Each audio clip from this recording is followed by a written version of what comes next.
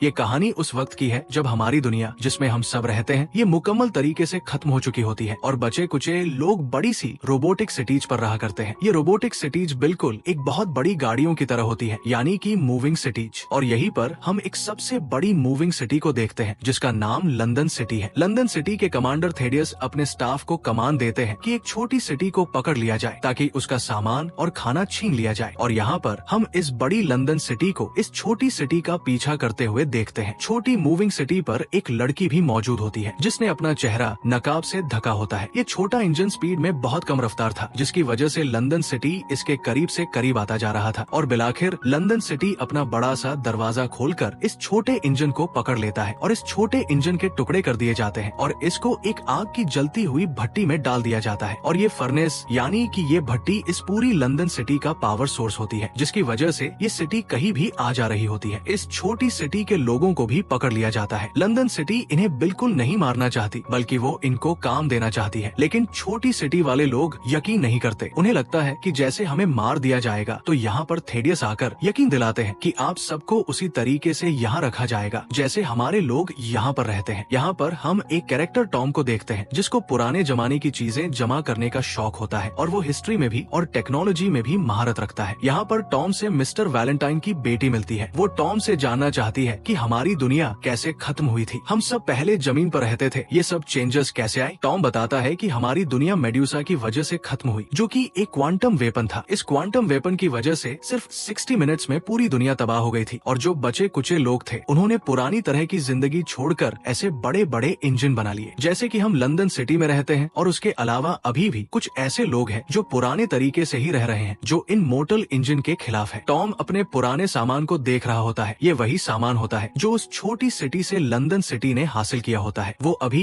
ये सब देख ही रहा होता है और थेडियस भी यहाँ पर आता है और टॉम को उसके काम के लिए शाबाश देता है। थेडियस टॉम से पूछता है कि तुम तो पायलट बनना चाहते थे, तुमने उसकी ट्रेनिंग भी ली थी, तो तुम ऐसी रिसर्च क्यों करने लग गए। टॉम बताता है कि बस हालात की वजह से मुझे अपने ड्रीम को छोड़ना पड़ा और ये काम करना पड़ा और वो अपने इस काम में अब बहुत खुश भी है। अब हम उसी लड़की को देखते हैं जिसने मास्क पहना हुआ था। वो चाकू लेकर थेडियस की तरफ बढ़ रही होती है ताकि वो उसको मार सके। टॉम इसको देख लेता है, वो उसको रोकने की कोशिश करता है लेकिन कामयाब नहीं हो पाता और वो मास्क वाली लड़की थेडियस को चाकू मार देती है। चाकू मारते ही लड़की कहती है, ये सब मेरी माँ का बदला था। हेस्टर शॉ नाम सुनते ही थेडियस परेशानी से उस लड़की को देखता है। इस लड़की का नाम हेस्टर शॉ होता है। ये फिर से दोबारा थेडियस को मारने की कोशिश करती है लेकिन इतनी देर में टॉम पहुँच जाता है और उस लड़की को रोक लेता है और ये लड़की टॉम को धक्का देकर भागने लगती है। टॉम भी इसका पीछा करता है और थेडियस भी उस लड़की के पीछे चला जाता है। ये लड़की भागते हुए स्लिप होकर एक जगह पर गिरने लगती है लेकिन टॉम उसी वक्त पहुंचकर उसका हाथ पकड़ लेता है और उसे गिरने से बचाता है। और ये लड़की टॉम को बताती है कि हेस्टर वैसा नहीं है जैसा वह दिखता है, वो बहुत जालिम इंसान है, उसी ने मेरी माँ को भी कत्ल किया। और ये कहते ही वो अपना हाथ छुड़वाती है और उस बड़े से कुएं के अंदर गिर जाती है जहाँ से ये सारा गन निकल के बाहर जा रहा होता है, यानी कि उस फर्नेस का वेस्ट मटेरियल इस जगह से निकलकर इंजन से बाहर जा रहा होता है और ये लड़की भी वहीं से बाहर निकल जाती है। और इतनी देर में थेडियस भी यहाँ पर पहुँच जाता है। टॉम घबराई हुई हालत में थेडियस को बताता है कि वो लड़की पता नहीं क्या बातें कर रही थी, वो आपको खूनी कह रही थी, कातिल कह रही थी। ये सुनकर थेडियस टॉम को उसी कुएं में यानी कि उसी ढलान टाइप कुएं में धक्का दे देता है और टॉम भी उस कुएं से घूमता हुआ बाहर जाकर गिर जाता है। इतनी देर में थेडियस की बेटी आ जाती है और वो अपने वालिद से टॉम का पूछती है और थेडियस यहाँ पर एक्टिंग करते हुए कहता है कि टॉम और वो जो लड़की बाहर से आई थी वो दोनों आपस में लड़ रहे थे और लड़ाई के दरमियान दोनों इस कुएं में गिर गए, जिसका मुझे बहुत अफसोस है। वो एक अच्छा लड़का था। जाहिर है कि थेडियस यहाँ पर एक्टिंग कर रहा होता है और झूठ बोलता है और उसी वक्त इस लड़की की नजर टॉम के एक दोस्त पर जाती है जो काफी डरा हुआ मालूम होता था। इसको शक होता है कि जैसे इसने कुछ देखा है, ये कुछ जानता है। अगले सीन में थेडियस एक हवाई जहाज को भेजता है ताकि वो कंफर्म कर सके कि वो लड़की और टॉम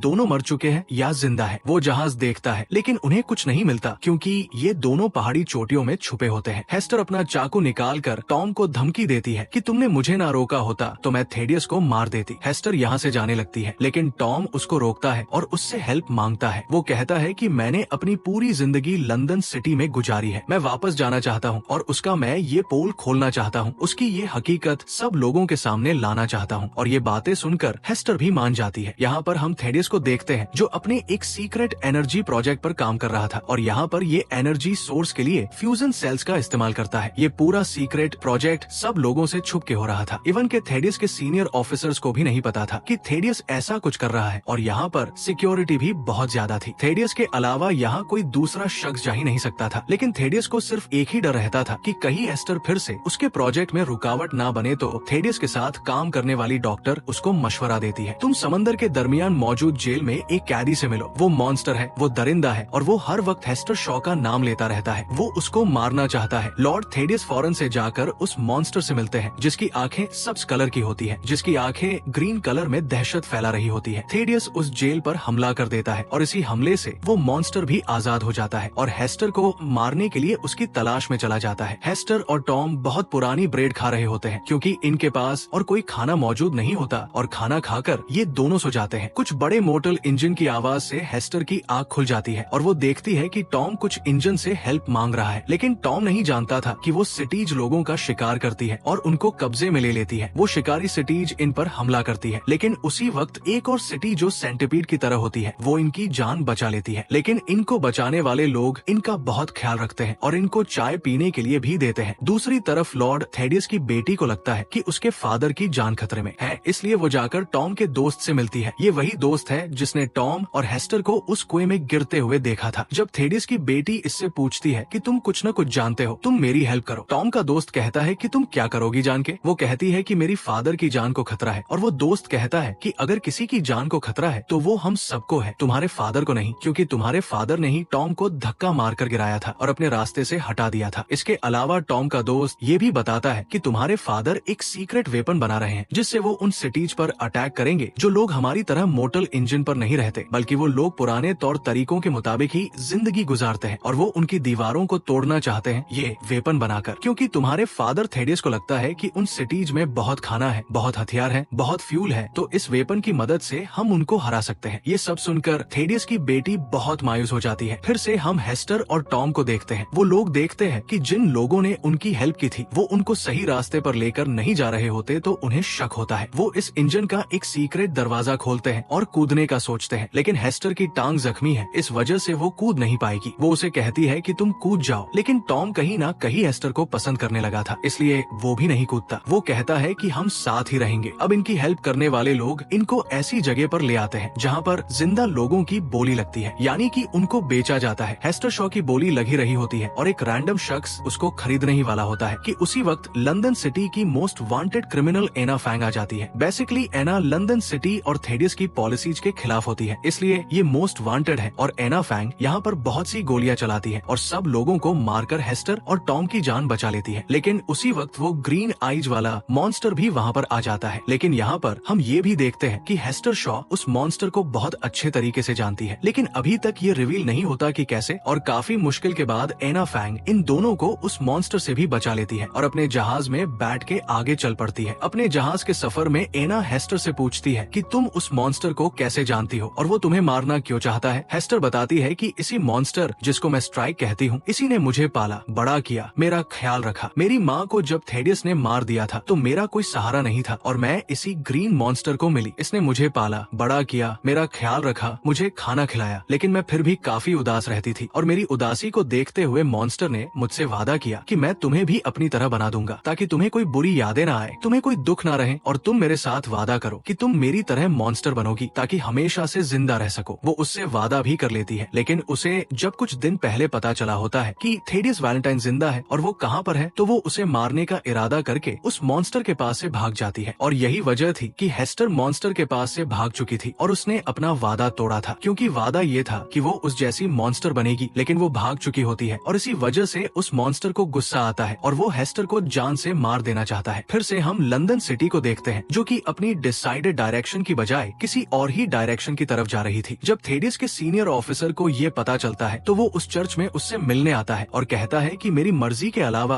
तुम ये कैसे कर सकते हो। थेडियस के सीनियर ऑफिसर देखता है कि थेडियस एक बहुत बड़े सीक्रेट प्रोजेक्ट पर काम कर रहा है और ये कुछ और नहीं बल्कि वही मेड्यूसा प्रोजेक्ट है। इसी प्रोजेक्ट की वजह से आज से बहुत सालों पहले हमारी दुनिया भी तबाह हो चुकी थी और अब थेडियस वही वेपन दोबारा बना चुका होता है। इससे पहले कि सीनियर ऑफिसर थेडियस को रोकता, थेडियस उसको गोली मार देता है और ये सब होता थेडियस की बेटी और टॉम का दोस्त भी देख रहे थे, यानी कि थेडियस की बेटी को अपने फादर की सच्चाई का पता चल चुका है। दूसरी तरफ एना फैंग अपने हवाई अड्डे पर पहुंच जाते हैं और अपने अपने जहाज को यहाँ पर लैंड कर देते हैं और वो अपने साथियों से मिलती है और टॉम और हेस्टर को भी उनसे मिलवाती है। इनको पता चलता है कि लंदन सिटी हमारी तरफ बहुत ज्यादा स्पीड से बढ़ रही है, वो हम पर अटैक करना चाहती है और एना फैंग बताती है कि थेडियस के पास अब मेड्यूसा सिस्टम है। उसको रोकने का एक ही तरीका है कि उस सिस्टम को क्रैश किया जाए, जिसका अभी तक इनको कोई हल नहीं मिल रहा होता। हेस्टर शॉ अपने पास्ट को याद करते हुए बताती है, वो बताती है कि उसकी माँ मदर और थेडियस बहुत अच्छे दोस्त थे, दोनों बहुत प्रोफेशनल साइंटिस्ट थे। लेकिन जब उसकी मदर ने मेड्यूसा को कंट्रोल करने वाली मशीन इजाद की तो उसको देखकर थेडियस के अंदर लालच आ गई और थेडियस ने उसकी माँ को मार दिया ताकि वो उस मशीन को हासिल कर दे और मेड्यूसा को कंट्रोल करने वाली पावर उसके पास आ जाए। अब सिर्फ यही हल है कि वो क्रैश ड्राइव मिले जिससे वो सिस्टम क्रैश कर सके। लेकिन अब तक वो ड्राइव कहाँ है किसी को कुछ पता नहीं होता। ये सब इस मुसीबत में होते हैं और उसी वक्त एक और मुसीबत यानी कि वो मॉन्स्टर भी आ जाता है और इस एयरपोर्ट को मुकम्मल तरीके से तबाह कर देता है। सब सोल्जर्स मॉन्स्टर को मारने की कोशिश करते हैं लेकिन इस पर कुछ असर नहीं होता और ये मॉन्स्टर टॉम को भी पकड़ लेता है। टॉम को मारने ही वाला होता है कि टॉम को मत मारो, मैं इससे प्यार करती हूँ। जब ये मॉन्स्टर उसकी आंखों में आंसू देखता है, उसको उदास देखता है, तो वो टॉम को छोड़ देता है क्योंकि मॉन्स्टर कभी भी नहीं चाहता था कि मेरे किसी भी काम की वजह से हेस्टर को उदास होना पड़े, उसे रोना पड़े। और अब हम देखते हैं कि यही मॉन्स्टर डैमेज होने लगता है यानी कि तबाह होने लगता है और मरने से पहले वो हेस्टर को एक लॉकेट देता है। वो उसे बताता है कि जब तुम मुझे मिली थी तो ये लॉकेट तुम्हारी गर्दन में था और इसको मैंने संभाल के रखा था। वो उसको वो लॉकेट दे देता है और ये सब लोग अपने हवाई जहाज में बैठ के उस एयरपोर्ट से निकल जाते हैं और वो मॉन्स्टर वहीं पर मर जाता है और पूरा का पूरा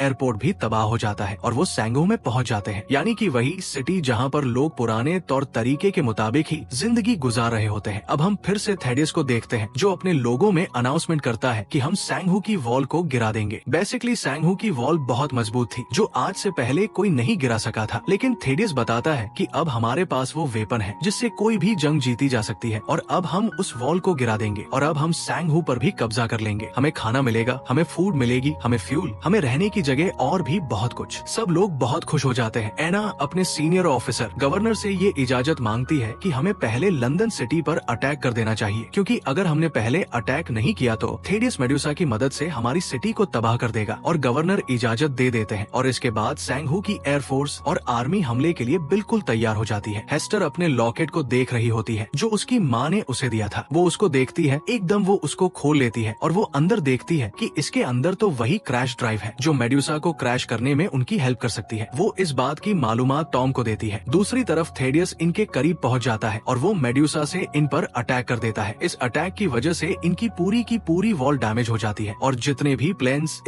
इस वॉल के ऊपर खड़े थे वो भी सब के सब तबाह हो जाते हैं और ये दोनों इस क्रैश ड्राइव का एना फैंग को भी बता देते हैं। अब ये सब मिलकर लंदन सिटी की तरफ अटैक करते हैं। रास्ते में जाते हुए इनके बहुत से सोल्जर्स मारे जाते हैं, बहुत से जहाज तबाह हो जाते हैं, लेकिन बिल आखिर कुछ लोग लंदन सिटी में पहुंच ही जाते हैं। यहाँ पर एना और थेडियस की आपस में फाइट हो रही होती है जिससे उसका ध्यान बढ़ जाता है और इस चीज को देखते हुए हेस्टर उसी चर्च में आ जाती है जहाँ पर मेड्यूसा दोबारा से रिचार्ज हो रहा था क्योंकि उसे एक बार दोबारा से हमला करना था और काफी मुश्किल के बाद हेस्टर उस वेपन यानी कि मेड्यूसा को अपनी माँ की तरफ से दी गई यूएसबी लगाकर क्रैश कर देती है यानी कि अब ये सिस्टम शट डाउन हो चुका है। और दूसरी तरफ लड़ाई में एना फैंग काफी हद तक घायल हो जाती है और वो हेस्टर को कहती है कि तुम यहाँ से भाग जाओ, लेकिन लड़ाई में एना फैंग की मौत हो जाती है। थेडियस चर्च से बाहर निकलता है और उसको अपनी बेटी मिलती है। वो उसे कहता है कि चलो हम यहाँ से भाग जाते हैं, लेकिन उसकी बेटी उसकी सच्चाई जानती थी और वो उसे कहती है कि मैं एक खूनी इंसान के साथ नहीं जाना चाहती और वो खुद जाने लगता है। वो जाहिर होता है कि हेस्टर थेडियस का रास्ता रोक लेती है क्योंकि वो उससे बदला लेना चाहती थी, लेकिन थेडियस यहाँ पर एक सच बताता है कि हेस्टर तुम मेरी ही बेटी हो, तुम्हारी माँ और मैं बहुत क्लोज थे। ये सुन के हेस्टर को बहुत शौक लगता है। दूसरी तरफ थेडियस की बेटी लंदन सिटी की कंट्रोल रूम में जाती है क्योंकि इनकी ये मॉडल सिटी बहुत तेजी से उस वॉल की तरफ बढ़ रही थी जहाँ पर जिंदा लोग थे। ये इसको रोकना चाहती है लेकिन तमाम कंट्रोल सिस्टम डैमेज हो चुके थे और ये इसको रोक नहीं पा रही थी। ये टॉम की हेल्प लेती है। टॉम अपने जहाज में बैठकर लंदन सिटी का पावर सोर्स को तबाह कर देता है यानी कि वही भट्टी जहाँ से लंदन सिटी को पावर मिल रही थी आगे चलने में, आगे बढ़ने में। ये इसको मुकम्मल तरीके से तबाह कर देता है। टॉम देखता है कि थेडियस और हेस्टर में अभी भी जंग चल रही थी, उनमें लड़ाई हो रही थी, तो टॉम इनकी तरफ आता है और थेडियस को बचाकर अपने साथ ले जाता है और हेस्टर वहीं पर नीचे गिर जाता है। लेकिन जब वो देखता है कि जहाँ पर वो गिरा होता है लंदन सिटी बिल्कुल उसी की तरफ आ रही होती है, वो उसको देख के अपनी आंखें बंद कर लेता है और लंदन सिटी उसके ऊपर से गुजर जाती है और यहाँ पर थेडियस की भी मौत हो जाती है और उसके साथ ही शहर भी रुक जाता है। है, यानी कि अब वो आगे मूव नहीं करता। लंदन सिटी के बचने वाले लोग सैंगहू सिटी से शेल्टर मांगते हैं और सैंगहू सिटी के गवर्नर उनको वेलकम करते हैं। और दूसरी तरफ टॉम और हेस्टर दोनों एक दूसरे से गले मिलते हैं और उसके बाद वो अपने जहाज पर बैठकर सैर करने के लिए निकल जाते हैं और बहुत घूमते हैं, एंजॉय करते हैं और यहीं पर मूवी की स्टोरी खत्म हो जाती है।